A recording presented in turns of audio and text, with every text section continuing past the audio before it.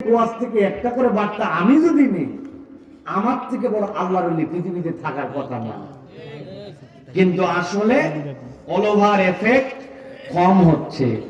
আজকে আমরা এফেক্ট হয় এরকম কিছু কথা আমরা শোনার জন্য চেষ্টা করব। আল্লাহ যেন তৌফিক দান করেন। প্রিয় ভাইয়েরা, এই যে দুনিয়াতে আমরা আসলাম, দুনিয়াতে আমাদের বিপদ আছে, আমাদের মুসিবত আছে, আমাদের হ্যাপি টাইম আছে, আমাদের স্যাড টাইম আছে, আমাদের সুসময় আছে, অসময় আছে। কোন কিছুই আল্লাহ রাব্বুল আলামিনের জ্ঞানের বাহিরে নয়। কথা বুঝাতে পারছি? এটা আকীদার বিষয়। যা হয় সব কিছু আল্লাহর জ্ঞানের মধ্যে। বিশ্বাস করি তো আমরা? এটা যদি বিশ্বাস করি তাহলে আমাদের জন্য একটা সুফল আছে। আর যদি অবিশ্বাস করি তাহলে এইগুলা সারা গরুর মতো। এই গরুর কোনো মালিক নাই, এই গরুর কোনো মালিক নাই। ভালো করে বোঝেন। এক গরু নাকি দাঁড়ায় থাকে, এরা দাঁড়ায় শুনবে, পুরাটা শুনবে, ঠিক না ভাই? আর কোনো টানাটানি নেই। টানাটানি ভিতরে করতে টানবে না। আনন্দ মাহফিলের মধ্যে কোনো বিশৃঙ্খলা করা যাবে ভাই। বামে জায়গা আছে, হ্যাঁ, আপনাদের জন্য ভিআইপি জায়গা রাখছে। যদি মন চাই আইসেন। কিছু আসছে বাড়ির থেকে বইলে আসছে যে আমি ওয়াজ শুনতে যাচ্ছি, কিন্তু আইসে বিড়ি ফুকা। এরা বিড়ি বুড়ি ফুকা একটু চা পাতি মাপাতি সব চানাচুর মানাচুর খেয়ে এরা যাবো গা। এদের টার্গেট আছে, কিন্তু এরা যা যাবে যারা, এদের জন্য আজকে আমরা এমন আল্লাহর কাছে দোয়া দিব। তোমার খবর আছে, তোমার খবর আছে। ওয়াজ না শুনে যাইও, তুমি দেখবা কালকে সকাল থেকে টের পাবা ইনশাআল্লাহ। প্রত্যেকদিন ওয়াজ হয়ে জায়গা, বছরে একদিন ওয়াজ শুনবে না। কারা শুনবে? একটা মুরব্বীও আমার শ্রোতা না। আমার শ্রোতা সব ইয়াংরা, ঠিক না? এখানে কি কোনো মুরব্বী দাঁড়ায় রয়েছে? সব ইয়াংরা। ভিতরে আসো, সব ভিতরে আসো মিয়া। আমি সারা রাত ওয়াজ করা প্লেয়ার না। 1 ঘন্টা যা কথা বলি, এই কথা বলতে অন্য বক্তার মিনিমাম 2.25 ঘন্টা লাগবে। অনেকের এখনো ভূমিকাই শেষ হইতো না। 3টা গজল আছে, এর মধ্যে লম্বা ভূমিকা আছে, এরপরে জিকির আছে। আমার তো আর শুরু হয়ে গেছে। আসো ভিতরে। প্রিয় ভাইয়েরা, তাহলে যে কথা বলছিলাম, যে যদি আল্লাহ রাব্বুল আলামিনের জ্ঞানের মধ্যে সব আছে, এইটা যদি বিশ্বাস করি তাহলে আমাদের একজন মালিক আছে। আর বিশ্বাস না করলে বিপদ আছে। গরু, একটা গরু পুকুর ছেঁচে ফেলছে, ছেঁচে ফেলার পরে কাদা কাদা হয় না ভাই? ওর মধ্যে টাকি মাছ ধরছেন, শোল মাছ ধরছেন, চ্যাং মাছ ধরছেন, এমন কাদা কাদা। ওইটা তুইলা চুন দিয়া নতুন করে পুকুরে পানি ছাড়বে। আল্লাহর কি কাম? এক গরু, কিছু দল ছিল পানা, পানা ছিলেন না? এই পানা একটা দুইটা লোক করে খাইতে খাইতে সামনে আগায় যায়, ঘপ করে 2 পা ঢুকে গেছে। টানাটানি করতে পিছনে 2 পাও গেছে। এখন গরু গেছে আটকায়া। গরুর তো বিপদের বিপদ, কিন্তু গরু খালি অপেক্ষা করতেছে কখন খালি সন্ধ্যা সন্ধ্যা হয়। অনেক চেষ্টা করে চুপ করে গেছে। ও জানে যে সন্ধ্যা পর্যন্ত আমি যদি মালিকের বাসায় না ঢুকে, আমি গরু হতে পারি, কিন্তু আমার একজন মালিক আছে, কাদার থেকে আমারে তুলে নিয়ে যাবে। বেশি টেনশন করার দরকার নাই, উনার স্বার্থেই উনি আমারে নেবে। হয়তো সর্বোচ্চ 2-1টা পিছনে বাড়ি লাগাতে পারে। কথা ঠিক না? কিন্তু বনের বাঘ, রয়্যাল বেঙ্গল টাইগার, ওর কোনো মালিক নাই। উনি পুকুরের মধ্যে কাদার মধ্যে আটকাইছে। আর যদি ভাবে একবার সন্ধ্যা পর্যন্ত একটু ওয়েট করি, পাবলিক আসবে ঠিক, কিন্তু পাবলিক উদ্ধারের জন্য আসবে না। পাবলিক আসবে জীবনে একটাই কাম করছে, একটা রয়্যাল বেঙ্গলের পাশা একটা বাঁশ দিয়ে বাড়ি দিছি, সারা জীবনে গল্প করার জন্য একটা বাঁশ নিয়ে আসবে। কথা বলেন?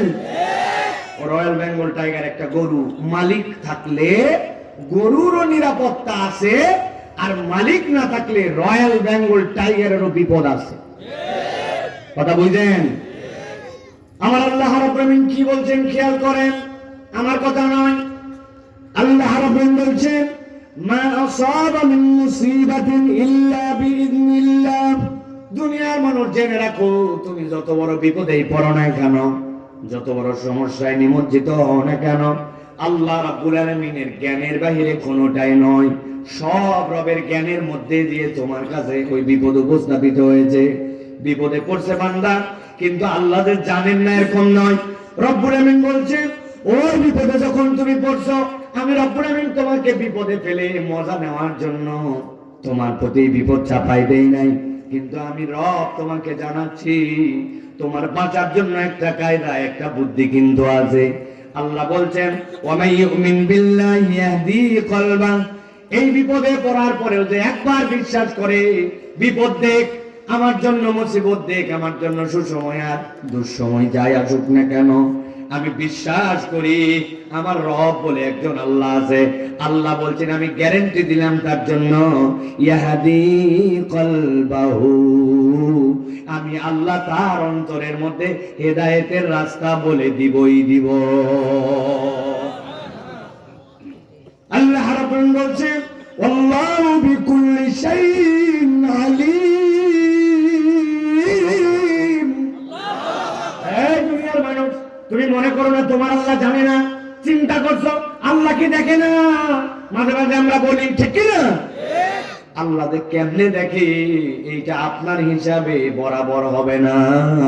আল্লাহর দেখাটা আল্লাহর মতো করে দেখে, বান্দা আল্লাহর দেখার সাথে হিসাব মিলাতে পারবে না, ঠিক না? রব্বুল আলামিন এই জন্য বলছেন, ঈমান আনো, আল্লাহু বিকুল্লি শাইইন আলীম। রব্বুল আলামিন সব বিষয় জানেন বান্দা। আল্লাহ তোমাকে বলে দিতে চান, বিপদে তো পড়ছো বান্দা, উদ্ধার হওয়ার রাস্তাটা কি এখন? তুমি বলছো আল্লাহর প্রতি আমি বিশ্বাস রাখি, কিন্তু তোমার জন্য উদ্ধার হওয়ার রাস্তা কি? কেমনে তুমি এই বিপদ থেকে মুক্তি পাবে? আল্লাহ রাব্বুল আমিন বলছেন, আমি রব তোমাকে জানাই দিলাম, দুইটা দিক সব সময় স্মরণ রেখো। যত বড় তোমার মুসিবত হোক, আল্লাহ রাব্বুল আলামিন তোমাকে উদ্ধার করে দিবেন। সুবহানাল্লাহ। কিন্তু যদি বান্দা এরকম হয়, আল্লাহ বুঝাতে চায় আর আপনি আগেই সিদ্ধান্ত নিছেন আমারে যেমনে বুঝাক আমি বুঝবো না, যেই বেটা ঘুমায় গেছে পরে ধাক্কা দিছে, ঘুমানো বান্দারে ধাক্কা দিলে উঠে যাবে, ঠিক কিনা? কিন্তু যেই বেটা ভাব ধরে আছে আমি ঘুমায় আছি, আপনি ওরে ধাক্কায়া কাশায়া অস্থির করে দিবেন, কিন্তু ওরে উঠাতে পারবেন না, ঠিক কিনা? ওই যে এক বড় লোক মানুষ, তার দুইটা নাকি সন্তান ছিল, একটার নাম ধলু আর একটার নাম কালু। কি নাম? ধলু রাখছে মানে যেটা একটু ফর্সা হয়েছে হওয়ার পরের জন্য ধলু, আর যেটা একটু কালো হয়েছে ওই জন্য নাম কালু। দুই সন্তান পড়ালেখা করে না, বাপের অনেক টাকা, সম্মানজনক অবস্থান, চিন্তা করছে কেমনে এটারে মানুষ বানানো যায়। একজন পরামর্শ দিয়েছে, বাড়িতে একজন লজিং শিক্ষক রাখেন, শুধু স্কুল দিয়ে হবে না, সার্বক্ষণিক সে দেখাশোনা করবে। লজিং শিক্ষকের কাছে পড়ালেখা করে আপনার সন্তান ঠিক হয়ে যেতে পারে, কিন্তু এই দুই সন্তান এমন সন্তান, যেই লজিং শিক্ষক আসুক সেইটাই অল্প দিনের মধ্যে চলে যায়। অবশেষে খবর পাইছে একটা কড়া মেজাজ, 100 শিক্ষক নিয়ে আসছে, আমার সন্তানরা আপনার মানুষ করা লাগবে, দেখতেছি আমি। সন্ধ্যার পরে যখন পড়তে বসাইছে, ডান পাশে কালু, বাম পাশে ধলু, মধ্যে বসছে শিক্ষক। এখন গণিত ক্লাস হচ্ছে নিজেদের মধ্যে, স্যার সবগুলা বের করছে, কালু মিয়া বুদ্ধি করে একটা কলম নিচে ফালাই দিয়েছে। নিচে ফালাই দিয়ে এখন ভাব বুঝাচ্ছে যে কলম তুলতে পারতেছে না। শিক্ষকরে বলছে, স্যার আপনার কাছে কলম পড়ছে, একটু উঠায় দেন। স্যার চিন্তা করছে, কলম পড়ছে উঠাই তো দেওয়াই যায়, ছাত্রকে সমস্যা আছে। কলমটা যেই না উঠতে গেছে, আস্তে করে কালু মিয়া ধলুর একটা চোখ টিপ দিয়েছে। ধলু মিয়া হাতের কলমটা স্যারের সিট বরাবর লম্বা করে ধরছে। স্যার কলম তোলার জন্য উঠছিল, আস্তে করে কলম দিয়ে বসতে গেছে, বাকিটুকু আর বলা লাগবে। বাপরে করে চিল্লায় উঠছে, উঠে বলছে আমি গেলাম। বাড়িওয়ালা বলছে রাত্রে খাই যান, বলছে না। বলছে গেলেন কেন, বলে জানান তো। তো বলছে বলা যাবে, বলা যাবে। চিন্তা করছে কি স্যার রে, বলে পর্যন্ত গেল না, ঘটনা কি? একজন খবর দিয়েছে এগুলো শিক্ষক হবে না। এমন একটা শিক্ষক এলাকায় এত গরু পিটায় মানুষ করে, আর মানুষ তো মানুষই, এরকম অনেক শিক্ষক আছে না ভাই? পিটনের ওস্তাদ। আজকে স্কুল থেকে শাসন আর মায়ের উঠে গেছে জন্য স্কুল কলেজে আদব নাই, পড়ালেখা নাই। আপনি আমাদের ধরেন, যে কোন একজনের চ্যালেঞ্জ দেব, কারক ধরবেন, সমাজ ধরবেন, আপনি কয়টা ধরবেন আমার আপনি ঠেকাতে পারবেন না। কেননা আমার একজন ওস্তাদ ছিল আইয়ুব নাম, যত কারকে ভুল, বাংলার কথা বলতেছে আরবি না, যত সমাসে ভুল পিঠের মধ্যে সেইগুলা দাগ আলগা করে দেখালে দেখানো যেতে পারে, এমন শিখানো শিখাইছে ক্লাস 8-9 এর পর আজ পর্যন্ত ভুলি নাই। আর 8-9 এর ছেলেরে যদি এখন বলা হয় যদি সামঞ্জস্যপূর্ণ বানান লেখ, ও ঘাবড়ায় যাবে, ঠিক না? মায়ের উপর ওষুধ নাই, ওস্তাদের হাত থেকে ব্যাট যখন উঠে গেছে, বাংলা থেকে পড়ালেখা উঠে গেছে। আপনারা মুরব্বীরা খুব জোরে ঠিক বলছেন, যুবকরা খুশি আছে। এখন খালি ক্লাসের মধ্যে কিছু নাই, প্রজেক্ট। কি ভাই? প্রজেক্ট। লাল কাগজ ছিল, সাদা কাগজ ছিল, অমুক দিয়ে পালন করো, তুমুক দিয়ে পালন করো, পড়ালেখা ল্যামস্যাম, ঠিক না?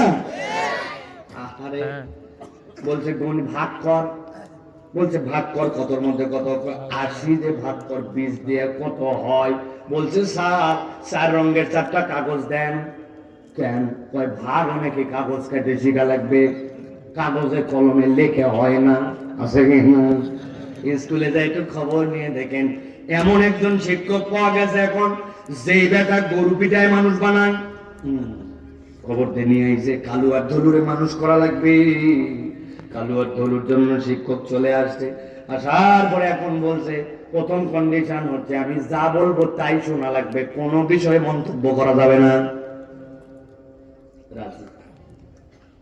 কালু আর ধলুর শিক্ষক এই যে তোমাদের স্যার, স্যারের সাথে পরিচয় হয়েছে। বলছে শোনেন, আজকের থেকে কোনো পড়ালেখা নেই, এই কালু তোর বাংলা বই নিয়ে আয়, তোর গণিতটা নিয়ে আয়। ধলু কালু বই নিয়ে আসছে আর বলছে আসার সময় সাথে একটা ম্যাচ নিয়ে আসবি। চিন্তা করছে প্রত্যেক স্যার বই পুস্তক আনার সময় কলম আনতে বলে, ইনি কি জন্য সাথে আনতে বলছে ম্যাচ নিয়ে আসছে। নিয়ে আসার পরে বলছে তুই বাংলা বইয়ের মধ্যে আগুন লাগা আর তুই গণিতে আগুন লাগা, কিসের পড়ালেখা? চিন্তা করছি এই স্যার বই পুরায় উদ্বোধন, দারুণ স্যার। বলছে কোন পড়ালেখা মানে এখন থেকে শুধু খেলাধুলা, বল কোথায়? স্যার বলতেছে বল কোথায়?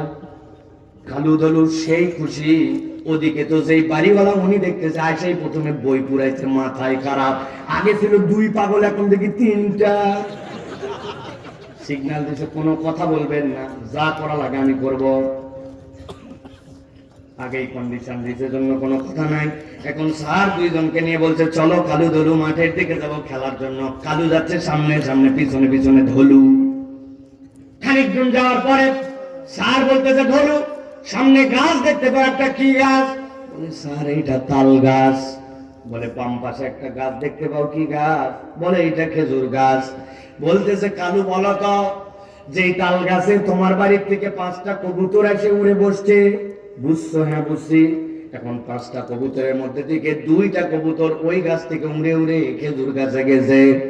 বলো তো ধলু, তাহলে এখন তাল গাছে কয়টা কবুতর আছে?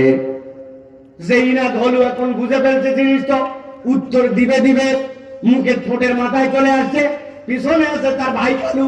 কালু ডাকতে বলছে ভাই ভাই ভাই দাঁড়া দাঁড়া দাঁড়া, উত্তর দিস না, স্যার কিন্তু সিস্টেমে অঙ্ক শিখাচ্ছে। স্যার বলটল রেখে দিয়ে বাড়িতে ফেরত আছে, বলছে যে 2 বই পুরাইছে ওই 2 বই টাকা দিয়ে দিচ্ছে, এগুলো মানুষ হবে না। এখন বুঝে থাকলে বলেন তো, অঙ্ক যে হচ্ছে ও বুঝছে, বুঝেও যদি অঙ্ক না শেখে, গণিত যদি হচ্ছে বুঝেও যদি না শেখে, ওরে কি জোর করে কোনো ট্যাবলেট খাওয়ায় বোঝানোর কোনো সুযোগ আছে? ও ভাই আপনারা ঘুমায় গেছেন ভাই? আমার আল্লাহ রাব্বুল আলামিন বলছেন ভালো করে বোঝো, আমি রব্বুল আলামিন তোমাদের জন্য বলছি ওয়া মান ইউমিন বিল্লাহি ইয়াহদি কলবাহু ওয়াল্লাহু বিকুল্লি শাইইন আলীম।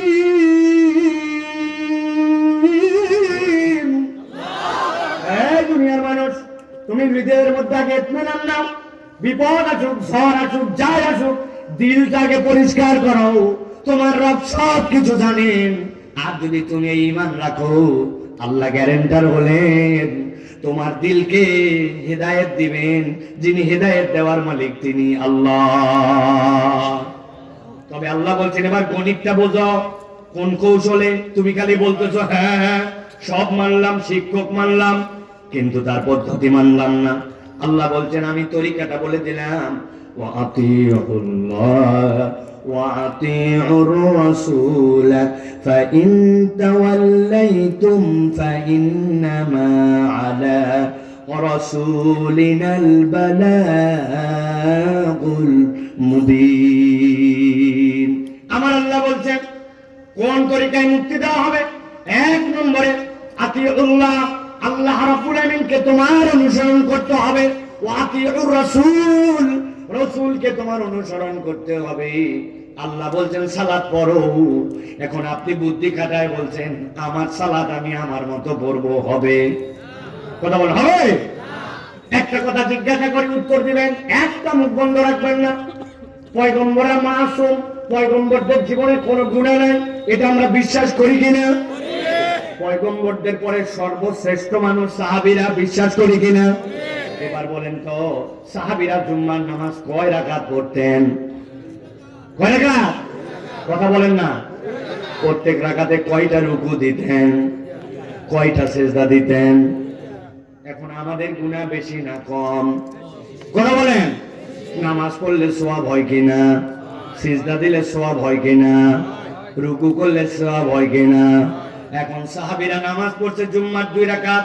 আমি বান্দার গুনাহ আসমান জমিন ভরপুর, আমার গুনাহ যদি কপাল দিয়ে যেত তাইলে দুনিয়ার মানুষ আব্দুল্লাহ সাইফুল্লাহকে অন্তত পক্ষে এই জায়গায় উঠাই দিত না, লাত খায়া থুতু দিয়ে বিদায় করত। তাহলে আপনার আমার গুনাহ কত? আমরা নিয়ত করছি নামাজ পড়লে সওয়াব হয়।